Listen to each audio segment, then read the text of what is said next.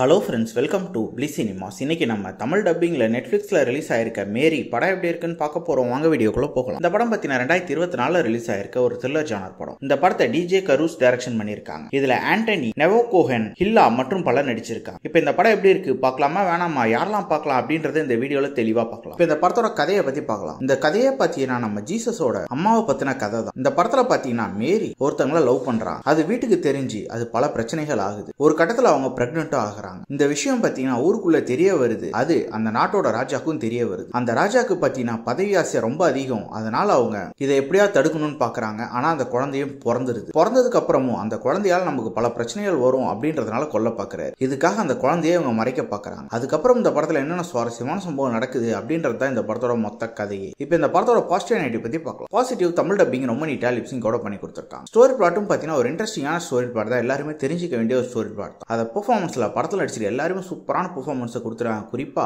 நம்ம ஹீரோயின் அல்டிமேட்டா பண்ணிருக்காங்க. அவங்கள ஃபாலோ பண்ணாலே இந்த படத்தை பார்த்து முடிச்சிடலாம். கேரக்டர் ரைட்டிங்கும் பாத்தீங்கன்னா அவங்க கேரக்டர் அல்டிமேட்டா எழுதிருக்காங்க. அவங்கள மட்டுமே ஃபாலோ பண்ணா போதும். இந்த படத்துல இவங்க காமிச்சிருக்க ஒவ்வொரு போர்ஷனுமே ரொம்ப சூப்பரா அழகா தத்ரூபமா இருந்தது. குறிப்பா ஒரு ஹிஸ்டரி அழகா கண் முன்னாடி பார்த்த மாதிரி இருந்தது. அதுதான் மிகப்பெரிய பாசிட்டிவ்னு சொல்லலாம். அதுக்கேற்ற மாதிரி டெக்னிக்கல் ஆஸ்பெக்ட்ஸும் சவுண்டா பண்ணி கொடுத்துருக்காங்க. சினிமோட்டோகிராஃப்லாம் தரமா இருக்கு. சவுண்ட் எஃபெக்ட்ஸ், பிஜிஎம் எல்லாமே நல்லாவே இருக்கு. ஆர்ட் டிசைன் வரைக்கும் நம்மள அந்த காலகட்டத்தையே கூட்டிட்டு போயிட்டு வருது. ஸ்கிரீன் பிளேஸும் பார்க்கும்போது இந்த படம் ஸ்டார்டிங்ல இருந்து எண்ட் வரைக்கும் கொஞ்சம் ஸ்லோவா தான் போகும். ஆனா கண்டிப்பா இந்த படம் எல்லாருமே ஒன்ஸ் பார்க்க வேண்டிய ஒரு படமா இருக்கு. ஏன்னா ஹிஸ்டரின்றதுனால கண்டிப்பா நம்ம ட்ரை பண்ணி பார்க்கலாம். ஓவராலா பார்த்தீங்கன்னா கண்டிப்பா இந்த படத்தை எல்லாருமே ஒன்ஸ் ட்ரை பண்ணி பாருங்க. இன்னொரு வீடியோல சந்திக்கலாம்.